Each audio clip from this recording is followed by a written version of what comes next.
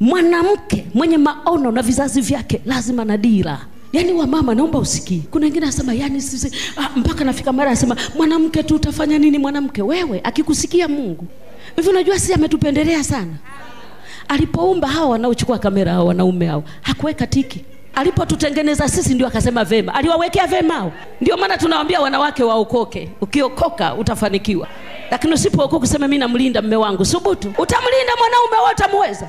Wengine wanasema mchungaji anaongeaje? Kamuulize Mungu alivyomtafuta. Amemweka kwenye bustani ya Edeni, anaenda kesho hayupo. Mungu mwenyewe alimtoroka, utamuweza wewe? Tena umekutana naye ukubwani. Wewe utamuweza wakati Mungu mwenyewe alimtoroka? Ashanganye wewe. Utaweza wewe? Utaweza kumlinda wewe? Unajua mwanaume kujisopu sopu. Unaweza ukajisopu sopu hata akakuacha kama kigunia cha deki. Mtafute tu Yesu akutengenezee ndoa yako ikae salama. Mtafute tu Yesu akutengenezee baba kae nyumbani. Mungu mwenyewe alitoka. Umesikia anasema Eva uko wapi? Anasema Adamu uko wapi?